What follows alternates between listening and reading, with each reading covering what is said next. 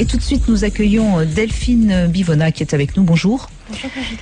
Merci d'être là. Vous êtes avocate spécialisée dans le droit de la famille. Et avec vous, on va revenir sur ce statut de beaux-parents. On en a parlé dans les médias là, depuis une quinzaine de jours.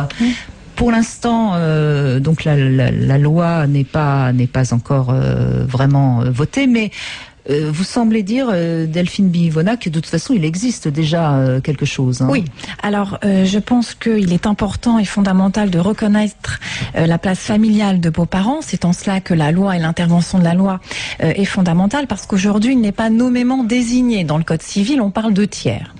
Mais il existe déjà des dispositions légales qui sont peut-être pas complètes, mais qui ont en tout cas le mérite d'exister. Donc, on n'est pas dans la révolution de la place et de la création d'un statut de beaux-parents, comme certains veulent bien l'indiquer. D'accord, donc soyons un petit peu plus au fait des choses avant de monter sur nos grands chevaux, comme on dit. Alors, c'est compliqué. Moi, j'ai un peu réfléchi aussi ce week-end. En même temps, je trouve assez normal que le beau-parent, que ce soit un homme ou une femme d'ailleurs, hein, qui élève un enfant, même si ce n'est pas le sien, à un moment donné, est considéré comme le père ou la mère au sens éducatif, hein, bien sûr. Et donc, un statut, ça paraît assez logique. En même temps, tout de suite, on se dit, mais alors le vrai père, la vraie mère, est-ce que ça ne destitue pas de son statut? Voilà, oui. C'est là où il faut être vigilant. Voilà, tout à fait. Le débat, il est là. Mais je crois qu'en réalité, c'est pas vraiment le débat. Je pense que légaliser et reconnaître cette place dans la famille du beau-père permettrait également de clarifier le rôle de chacun afin d'éviter une concurrence qui serait néfaste et contraire à l'intérêt de l'enfant. J'irais même plus loin et je dirais que si on détermine avec précision, sans être trop précis non plus, la place du beau-père, cela pourrait sécuriser le beau-père qui éviterait de fantasmer sur sa place éventuelle, sur le fait qu'il pourrait lui voler son enfant. Je pense que ça, c'est vraiment important. Mais je crois que ce que vous dites, évidemment, quand tout se passe bien, que le beau-père reste avec la mère de l'enfant, et il y a pas de souci. Ce qui est compliqué, c'est quand, par exemple, il est resté pendant 10 ans à élever cet enfant et que finalement, il y a séparation. Est-ce qu'il a encore des droits sur cet enfant ou pas? Je crois que c'est ça la vraie question de la loi. Hein. Oui et non. En réalité, bon, il y a plusieurs choses dans cette loi qui est très complexe. On va peut-être pas rentrer. Non, c'est vraiment très complexe et puis ça pose des problèmes aussi. Comme vous, j'ai réfléchi ce week-end et c'est compliqué parce qu'une question n'appelle une autre. Enfin, c'est sans fin. On est d'accord. Pour répondre à votre question, déjà dans le Code civil, il y a une disposition qui permet le maintien des liens. Si le beau-parent est lié à l'enfant depuis un certain nombre d'années, qu'il a créé un vrai lien, qu'il a contribué à son éducation, etc., en cas de rupture, il peut bénéficier d'un droit de visite et d'hébergement. Et ça, c'est important de le dire, parce que trop peu de personnes le savent, mais c'est un article qui existe. Qui existe. Alors, on parle de tiers. Voilà. C'est vrai que ça peut être blessant aussi pour les beaux-parents. Ce ne sont pas des tiers, ce sont des beaux-parents. Dans le langage familier, tout le monde dit mon beau-père, ma belle-mère, donc c'est vrai, pourquoi pas le consacrer juridiquement. Je pense que c'est important, et pour tout le monde. Oui, si c'est pour changer le mot de tiers en beaux-parents, après tout, oui, parce que c'est relativement simple. J'ai lu, si vous voulez, il y a un rapport qui a été rendu par un groupe de réflexion qui était présidé par Irène Théry, qui a été rendu au gouvernement pour leur donner des bases pour établir la loi, pour rédiger la loi. En réalité, ce rapport vise à...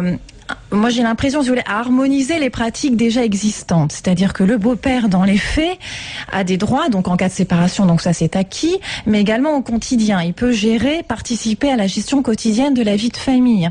On appelle ça des actes usuels. C'est-à-dire qu'il peut accompagner l'enfant à l'école, il peut l'emmener chez le médecin, il n'est pas quand même dénué de toute prérogative. Il peut prendre des décisions sans avoir forcément l'accord de la mère ou de du la père, mère et du père d'ailleurs. Donc ça existe aussi. Alors maintenant, encore une fois, je trouve qu'il est important d'harmoniser ce qui existe déjà pour éviter... En fait, si vous voulez, j'ai un exemple très précis, c'est les établissements scolaires. Un beau-père va pouvoir, dans certains établissements scolaires, participer aux réunions parents-professeurs, alors que dans d'autres établissements scolaires ne pourra pas. Alors, c'est bien ou c'est pas bien, ça, j'en sais rien. Mais en tout cas, la loi va être claire là-dessus, par exemple. Ça permet au moins de donner la même... Et ça sécurise encore le parent non gardien qui connaîtra exactement les prérogatives du beau-père. Je vous propose qu'on donne la parole à Élodie Singal qui est en ligne et qui va pouvoir également nous éclairer sur ce débat. Bonjour Élodie Singal. Bonjour Brigitte, bonjour Delphine. Bonjour Élodie.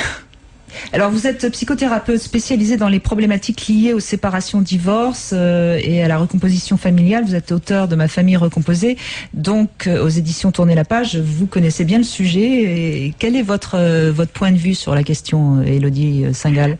Moi, je suis très très tiraillée parce que si on se met uniquement du point de vue des beaux-parents, évidemment, je vais être favorable. Un parent qui est motivé, un adulte qui est motivé et qui a envie de s'occuper de l'enfant, quelle idée de le décourager. Bien au contraire, il faut le valoriser et il faut le laisser prendre sa place. Le problème, c'est que la famille recomposée, c'est une vue d'ensemble. C'est un papa, une maman, deux beaux-parents, des enfants, une fratrie recomposée également, avec des demi-frères et sœurs ou des frères et sœurs par alliance. Et dans ces familles recomposées, on va retrouver beaucoup d'animosité, beaucoup de colère, beaucoup de compétition. Et dès lors qu'on va donner des droits aux beaux-parents, il y a ce parent non gardien ou même ce parent gardien, parce qu'on a des mamans qui ont des enfants 26 jours par mois qui ne supportent pas que pendant 4 jours, une autre femme vienne donner le bain, vienne faire des crêpes, vienne s'amuser avec l'enfant.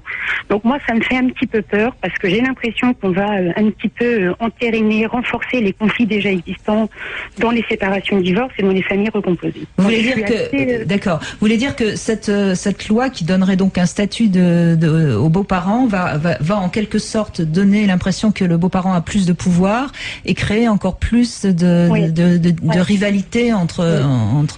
Mais alors, il y a l'effet juridique qui est très pertinent. Enfin, comme le dit Delphine, elle a raison. C'est que quelque part, on va pouvoir aussi délimiter les droits et devoirs des beaux-parents. Et ça, c'est très bien parce que le beau-parent ne pourra plus prétendre à être, je sais pas moi, à aller s'occuper des soucis médicaux des enfants. Ne pourra plus prétendre à aller à l'école de manière omniprésente, comme ça se passe parfois dans certaines écoles, etc. Donc, on va pouvoir délimiter un petit peu son rôle, et ça, c'est important. C'est qu'on pourra redéfinir le rôle de chacun. Mais malheureusement, d'un point de vue psychologique, ça se passe autrement. Dès lors que moi... Mais on peut pas faire une loi pour chaque individu, Élodie Singal, c'est ça le problème. Oui, c'est bien pour ça que je suis tiraillée et que je me pose des questions. D'un point de vue du beau-parent, ce sont d'abord beaucoup les belles-mères qui se battent pour avoir une place de belle-mère parce qu'elles sont très investies dans la vie des enfants. Mais quelque part, je pense que c'est surtout une façon de compenser les failles parentales. Si on se bat sur ce statut, c'est parce que déjà, à la base, les parents ne savent pas bien s'occuper de leur séparation. Oui, mais de toute façon, c'est un peu ce que je disais. Hein. Quand tout se passe bien, après tout, on n'a pas besoin de loi. C'est quand ça se passe mal. Mais quand ça se passe mal, si la loi accentue encore... On entend beaucoup de beaux-parents se plaindre parce qu'ils ne peuvent pas aller chez le médecin avec l'enfant, ce qui n'est pas vrai.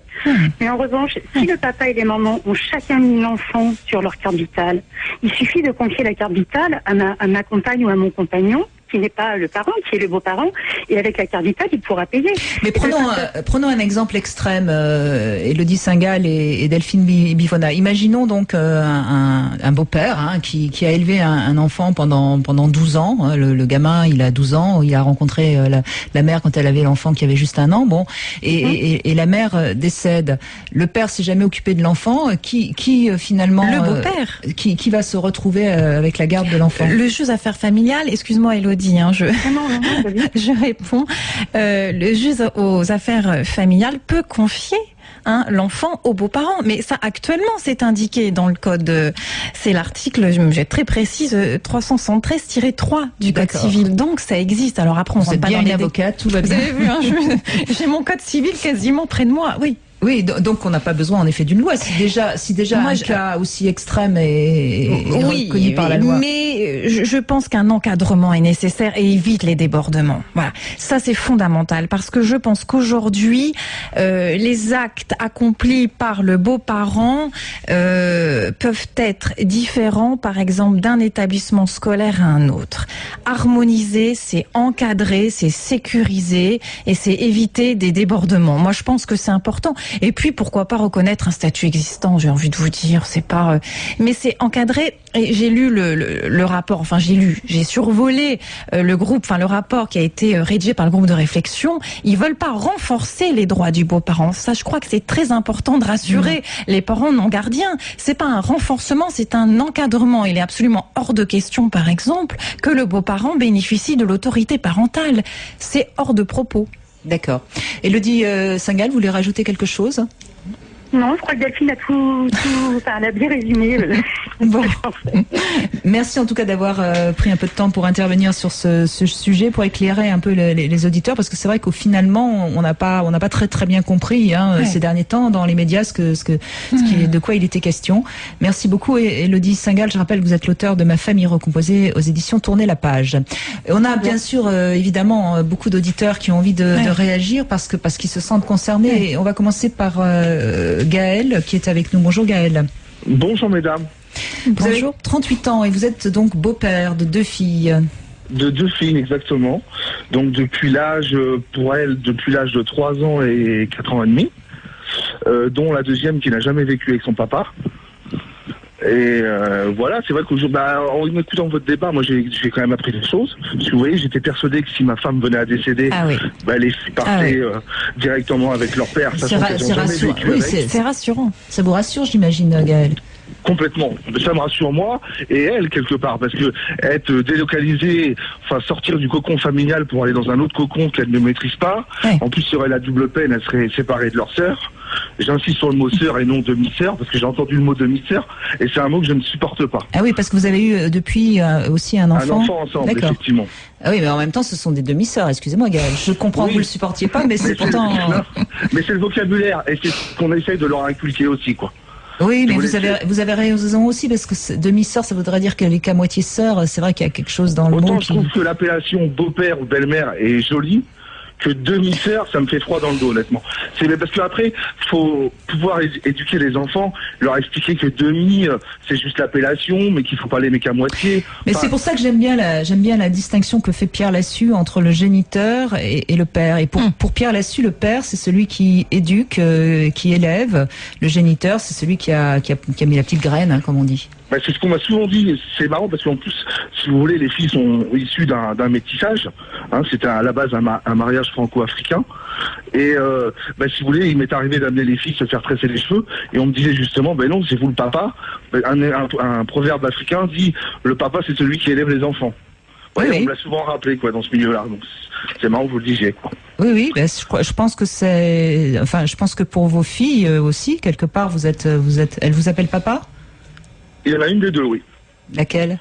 La plus jeune. La plus jeune, oui. Après, la deuxième, elle m'appelle pas papa, parce qu'elle m'appelle par mon prénom, mais on sent que je suis le référent, quoi. Bien sûr. De toute façon, elles ont pas de contact, elles en ont eu très peu, ça s'est pas très bien passé, donc c'est vrai que le référent masculin...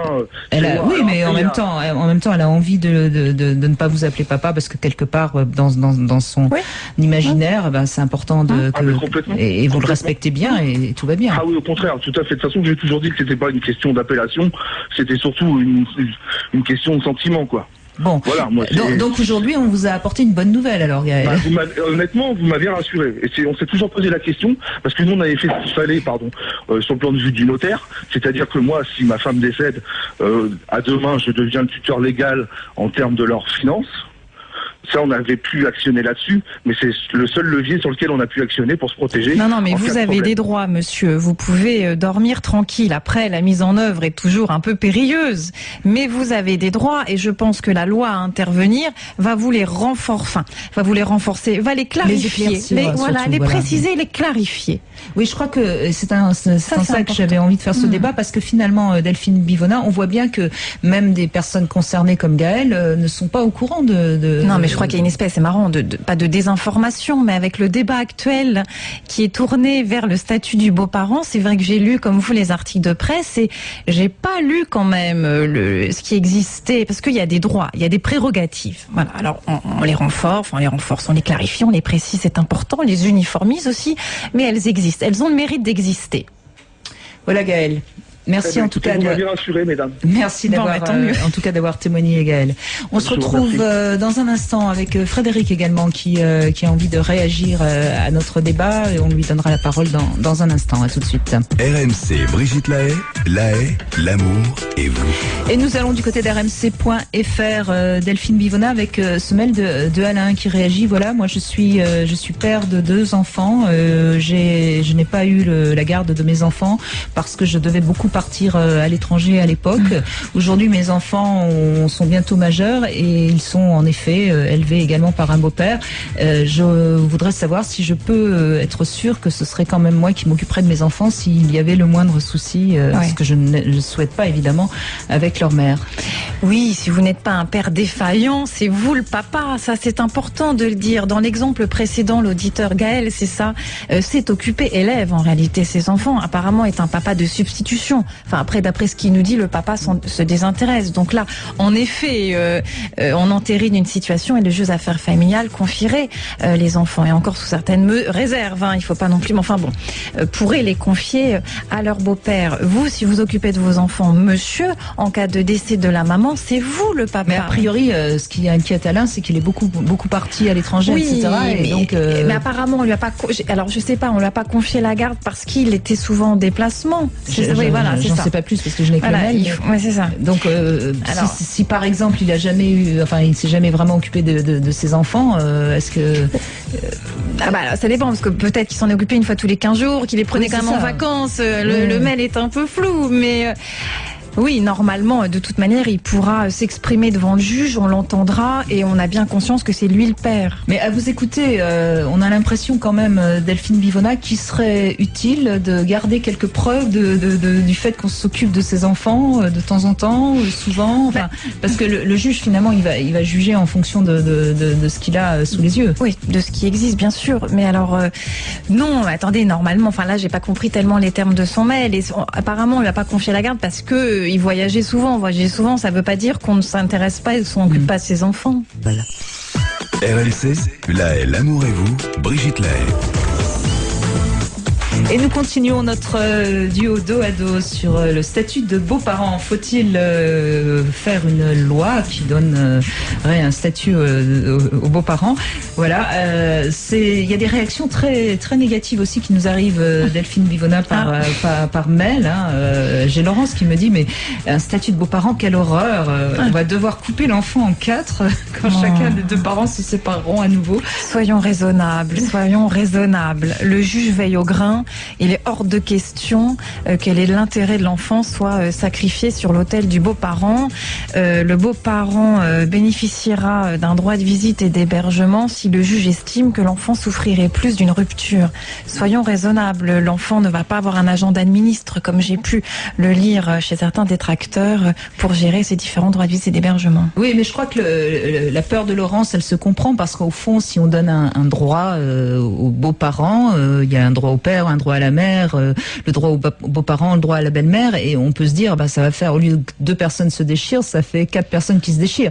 Je crois que c'est ça un peu Oui, bien sûr, mais en attendant, si un beau-parent vit avec un enfant pendant 12 ans au quotidien, l'enfant souffrira plus de ne plus voir du jour au lendemain son beau-parent. J'entends bien. C'est ça la difficulté. Alors il faut arbitrer, il faut essayer de... En fait, c'est de la faute de l'humain. Si l'humain était suffisamment apte, intelligent et arriver ensemble à trouver le mieux pour l'enfant, on n'aurait pas besoin d'une loi. Voilà. Mais c'est vrai que ça va être source de complications. Mais en même temps, vous allez avoir du boulot, c'est bien pour vous, moi, c'est Delphine Bivona, puisque vous êtes spécialiste dans le droit de la famille.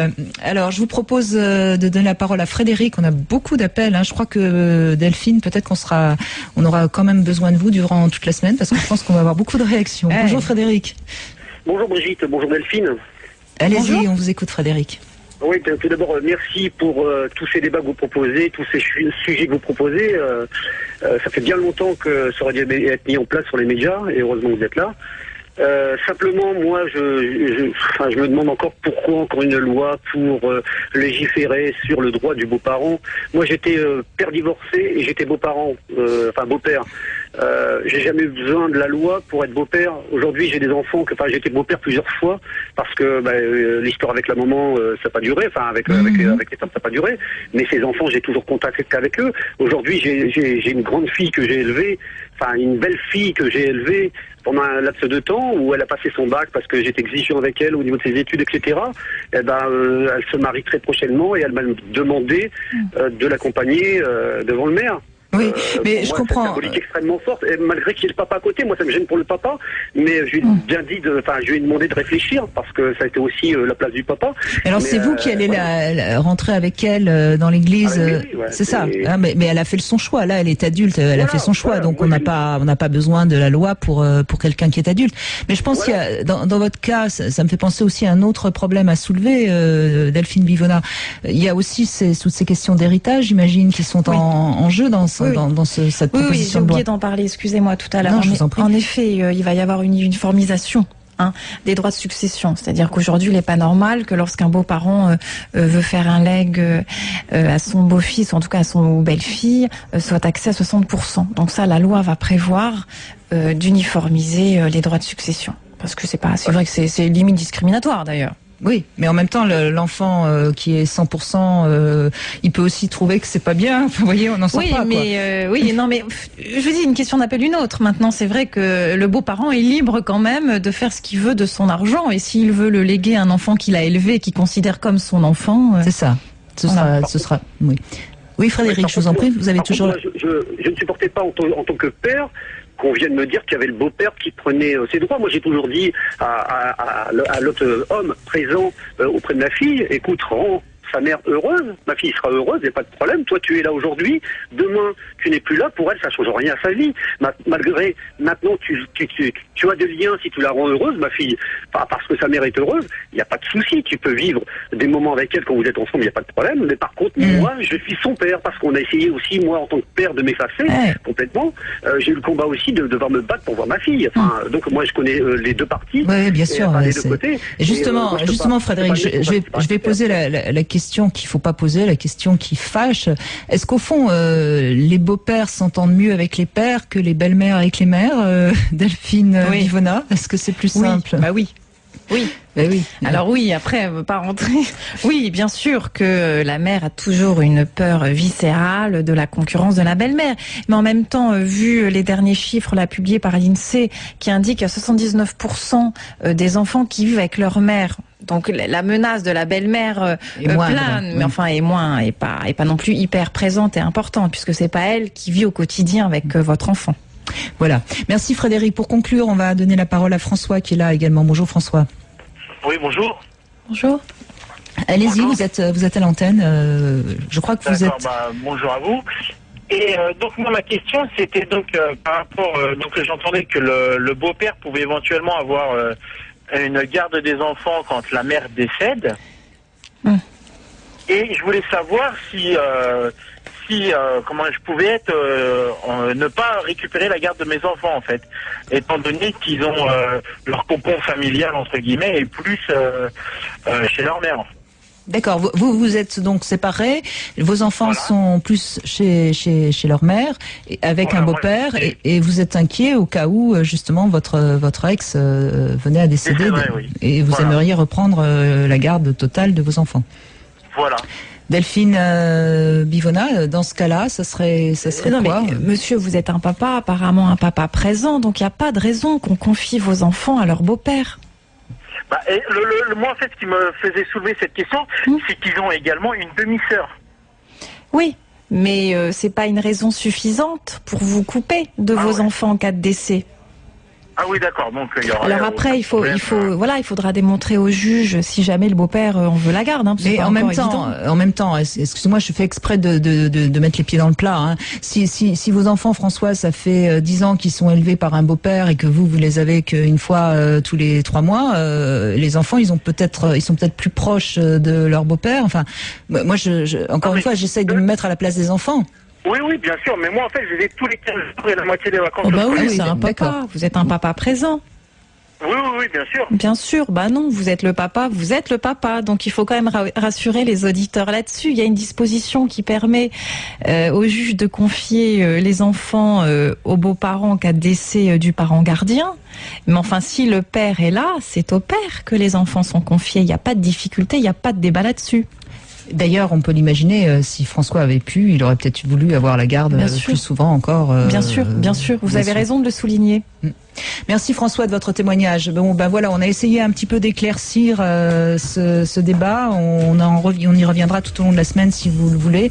Et puis s'il y a des questions précises auxquelles je serais bien incapable de répondre, Delphine Bivona, on se fera un plaisir de vous appeler au secours. Hein. Merci. Voilà. Merci beaucoup Delphine Bivona. Je rappelle que vous êtes spécialisée dans le droit de la famille au barreau de Paris. Et je rappelle toujours, quand vous ne savez pas, n'hésitez pas à avoir recours à un avocat pour comprendre quels sont vos droits, quelles sont la loi. On est parfois en effet assez ignorant de tout ça. Demain, on sera avec Bruno Martin pour notre première sodomie. Bonjour, bonjour Pierre. Bonjour Brigitte. C'est pas obligatoire. Hein. Non, c'est pas obligatoire. Hein, c'est pas obligatoire, mais pour certains, il y a une première fois, c'est comme ça. Ben, alors, pour tout, hein, oui. Nous, ce qu'on vous propose, c'est un premier voyage au Brésil. Je sais pas si c'est un rapport, mais en tout cas, une fois encore cette semaine, on vous envoie au Brésil pour la Coupe du Monde. Qui sera la surprise de Didier Deschamps? Louis pense à Rémi Cabella. Votre avis au 32-16. Et puis le PSG qui coince. Y a-t-il un manque d'implication au Paris Saint-Germain? On reviendra aussi sur les déclarations de Samir Nasri. Est-ce que vous comprenez son désarroi sur tous ces sujets? On vous attend au 32-16. Et oui, quand ça coince, ça fait mal. Merci Pierre.